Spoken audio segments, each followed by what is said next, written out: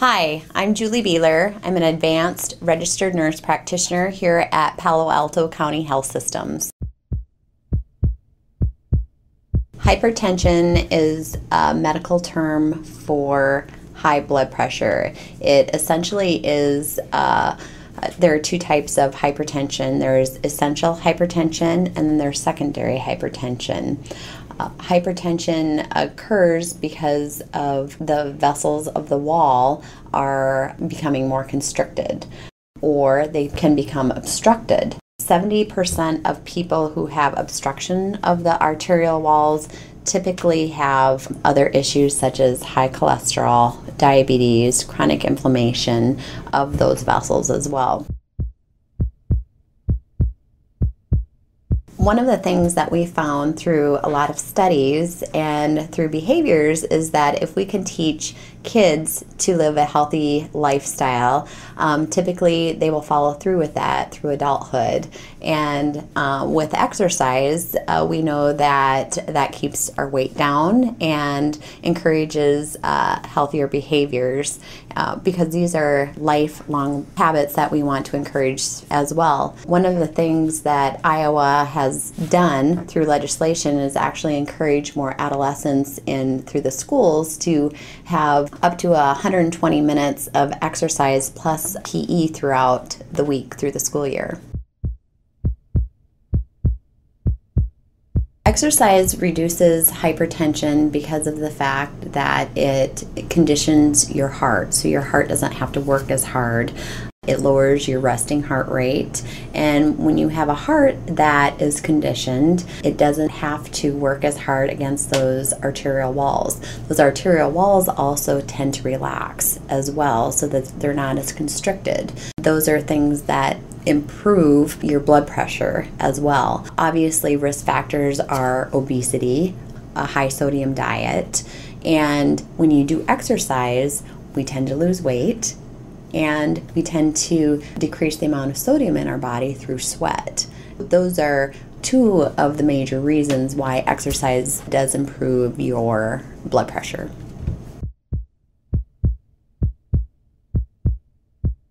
One of the things that we have seen with prevention of adult onset hypertension for men especially is to get at least 150 minutes of moderate exercise in throughout a week. And so that's moderate intensity, meaning that's brisk walking or jogging for at least 30 minutes a day. For women, on the other hand, actually are down to 130 minutes, but of course we always encourage couples to try to do some of those walking together. So if you get 150 minutes in for women, good for you. One of our strongest predictors of hypertension, again, is having comorbidities such as diabetes, being overweight, and family history. Hypertension itself does not cause a lot of symptoms for most people. That is why it's called the silent killer. And it's important to have regular readings of your blood pressure. That's why every time you come into the office for a checkup or for a routine visit, you get your blood pressure checked. Certainly having an elevated blood pressure on initial exam is not going to diagnose you with high blood pressure every single time if it's on borderline. One of the things that we get concerned about with people who have persistent high blood pressure is that it can cause damage to your vessels and also to your organs, specifically your heart, your kidneys, your brain, and also your eyes as well. It definitely can shorten your lifespan if you do not have your blood pressure well treated. One of the things that I encourage is that you can have the same quality of life and lifespan as with good control of your blood pressure as somebody who does not have high blood pressure. One of the other things too is medication that you may or need in order to help control your blood pressure as well. But again, we'll always encourage the healthy lifestyle of decreasing a low sodium diet and exercising and losing weight in order for you to keep those numbers as normal as possible. One of my stories that I have is of a patient that I've been treating for quite some time, and initially she had been on at least 3 different blood pressures medications and was just sick of being on medication. And I just said, you know what, have you thought about really working and doing some high intensity exercise and losing the weight?